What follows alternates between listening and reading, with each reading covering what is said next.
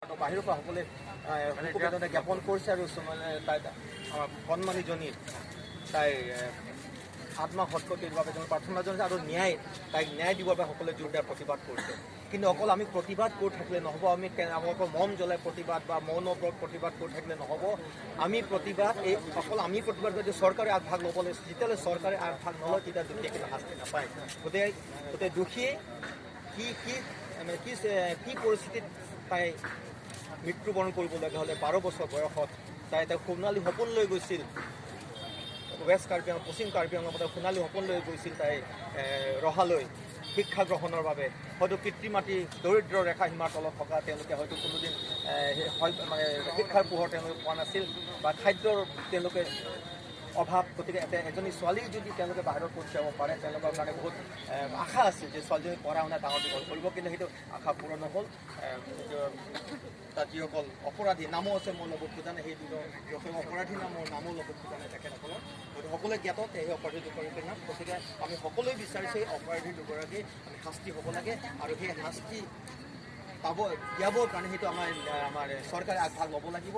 আমি কেৱল প্ৰতিবাদ কৰিব পাৰোঁ, আমি কেৱল মৌন সমদল কৰিব পাৰোঁ, আমি এইটো মৌন ব্ৰত কৰিব পাৰোঁ, কেৱল ছ'চিয়েল মিডিয়াত অকল। সেইকাৰণে এই প্ৰতিবাদ অকল আমি মম জ্বলাই নহয়, এই আপোনাৰ social media, print media, digital media চবতে ইয়াৰ প্ৰতিবাদ হৈ উঠিছে আৰু উঠিব লাগিব যেতিয়ালৈকে দুখীয়ে শাস্তি নাপায়। যদি দুখীয়ে শাস্তি নাপায় এনেধৰণৰ ঘটনা নিতৌ ঘটি থাকিব, এনেধৰণৰ কণমানি শিশুক আমি নিতৌ হেৰাই থাকিম। আৰু আমি যদি ভাগ অনুসন্ধান কৰোঁ তেতিয়াহ'লে অকল অসমত নহয়, কাৰ্বি আংলং ভাৰতৰ বিভিন্ন ঠাইত এনে দৰিদ্ৰ সীমাৰেখাৰ তলত যিসকল শিশু কণ শিশুৱে নিজৰ শিক্ষা গ্ৰহণৰ বাবে এমুঠি অন্ন আনৰ ঘৰত আছেগৈ, তেওঁলোকে এনেকৈ নিৰ্দিষ্ট হোৱা বহুতো হয়তো খবৰ ওলাব, আমি অনুসন্ধান কৰোঁ। গতিকে সেইবোৰ কিহৰ কাৰণে হ'ল, এই পশ্চিম কাৰ্বি আংলঙৰ পৰা গৈ তাই কিয় অহা যাবলগীয়া হ'ল, সেইবোৰ চাব গ'লে হয়তো বহুত ডাঙৰ কাহিনী ওলাব। হয়তো স্কুল আছে তাত, হয়তো শিক্ষক নাই, শিক্ষক আছে তেওঁলোকে হয়তো নিজে যিজন আচল শিক্ষক তেখেতে তাত নাথাকিয়ে হয়তো তাত যিবোৰ দৰমহা দিয়ে নিজে আকৌ হাজিৰা দিয়ে কাৰোবাক, হয়তো শুনিছোঁ, মই দেখা নাই কিন্তু শুনিছোঁ বোলে 5-6 হাজাৰ টকা মাহেকে বেলেগ এজন শিক্ষকক দি নিজে ঘৰত বহি দৰমহা খাই থাকে, এনেকুৱা শুনিছোঁ। গতিকে এইবোৰ হ'ব নালাগে। আৰু যিসকল মই কাৰ্বি আংলং কাৰ্যকৰী বৰ্ডৰ তুলিয়া মহাদেৱকো মই অনুৰোধ জনাইছোঁ, তেখেতে ইতিমধ্যে ভাল পদক্ষেপ লৈছে যে এই কেছটো CBI দিব লাগে বুলি তেখেতে অসমৰ মুখ্যমন্ত্ৰী মাননীয় সৰ্বানন্দ সোণোৱালে অৱগত কৰিছে। আৰু মাজতে তেখেতসকলক তুলিয়া মহাদেৱক মাজতে মই অলপ লগ পাইছিলোঁ, এই বিষয়ে আলোচনা কৰিছিলোঁ। কৰোঁতে তেখেতক মই কৈছিলোঁ যে এইবোৰ কি কৰা যাব, ন্যায় দিবলৈ কি কৰা যাব। তেওঁ মোক কৈছিল যে দুদিনমান মই চিফ মিনিষ্টাৰ ছাৰৰ লগত এই বিষয়ে আলোচনা কৰিম আৰু যি কৰিব ভাল মানে কি উচিত শাস্তি দিবৰ কাৰণে চেষ্টা কৰাম বুলি কৈছে।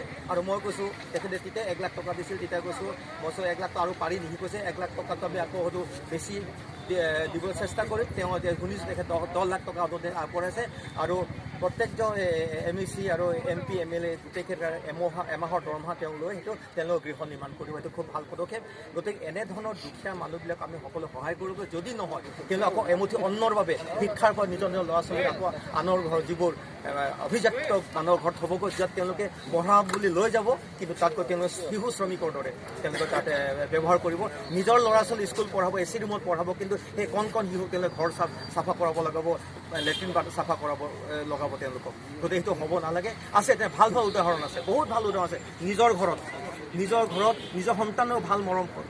মই নিজে সৰুকালত আনৰ ঘৰত থাকি মই স্কুল পঢ়া, মোৰ ঘৰতো তেনেকুৱা আছিল বা আছে। পঢ়ি তেওঁলোকে মেট্ৰিক পাছ কৰি বিয়া কৰি ধুনীয়াকৈ গুচি গৈছে। আমাৰ স্বনামধন্য আমাৰ শিল্পী প্ৰাঞ্জল শইকীয়াদেৱৰ তেখেতৰ ঘৰতো ৱেষ্ট হামৰেণো আছে এজন ল'ৰা বিক্ৰম অকণমান সেই প্ৰাঞ্জলদা সেই ল'ৰাটোক নিজৰ পুত্ৰতকৈ বেছি মৰম কৰে। নিজে কাপোৰ ধুই দিয়ে, নিজে ফুলে বিচনাত ঠিক আঁঠুৱা তৰি দিয়ে, গতিকে নিজৰ সন্তানকো বেছি মৰম কৰা। গতিকে মই নকওঁ যে সকলো তেনেকুৱা বেয়া ব্যৱহাৰ কৰে, হয়তো ভাল ব্যৱহাৰ কৰা আছে, কিন্তু কিমান পাৰ্চেণ্টেজ। গতিকে আমি ভাবোঁ যে সকলো বেটি বাচাও বেটি পঢ়াও, অকল আমি শ্লোগান ডাঙৰ দিলে নহ'ব, তেওঁলোকক আমি বচাব লাগিব, পঢ়াব লাগিব।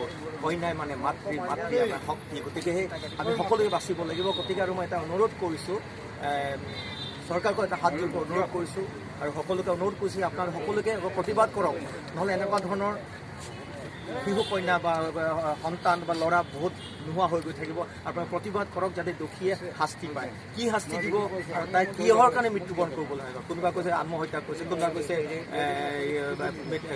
হত্যা কৰি জ্বলাই দিয়া হৈছে, আমি নাজানো। সেইটো হয়তো CBI ক'ব, সেইটো ফৰেনচিক ডিপাৰ্টমেণ্টে ক'ব। কিন্তু আত্মহত্যা বুলি কৈছে, কিন্তু যিটো দৃশ্য দেখা পাইছোঁ, যিমান দেখি মোৰ এক্সপিৰিয়েঞ্চত যিটো দেখা পাইছোঁ, মই মোৰ ডাঙৰ ভাৱনা যিটো দৃশ্যৰ যিটো ফটো দেখা পাইছিলোঁ, তাৰ মৃত্যুদেহৰ কাষত যিটো ছবিটো ভাবি গান মোৰ বিয়ৰি দিয়ে, তাৰ কাষত যিটো গেলন কেৰাচিনৰ গেলন মেচ বক্সত পৰি আছিল, সুশৃংখলাবদ্ধভাৱে আছিল, পুৰা পৰিপাতি হৈ আছিল। যদি কোনোবাই যে আত্মহত্যা কৰে, মেচটো মাৰাৰ লগে লগে তেওঁ আকৌ মেচ বক্স বন্ধ কৰি থ'ব সময় নাপাব, মাৰাৰ লগে তাত ভাৱ কৰি জ্বলি গোটেই মেচ জ্বলি শেষ হৈ যাব, কেৰাচিন যেতিয়া চট ফটাব তাতে কেৰাচিনৰ গেলন ছিটিকি যাব।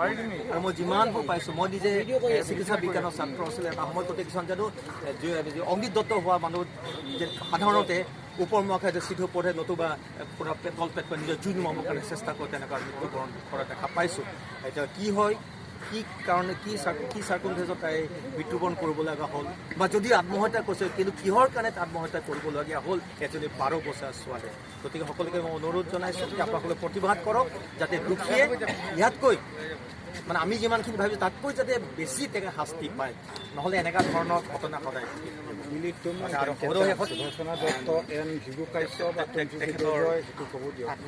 আত্মাৰ প্ৰতি মই কামনা কৰিছোঁ, যাতে আছে কুশলে থাকক।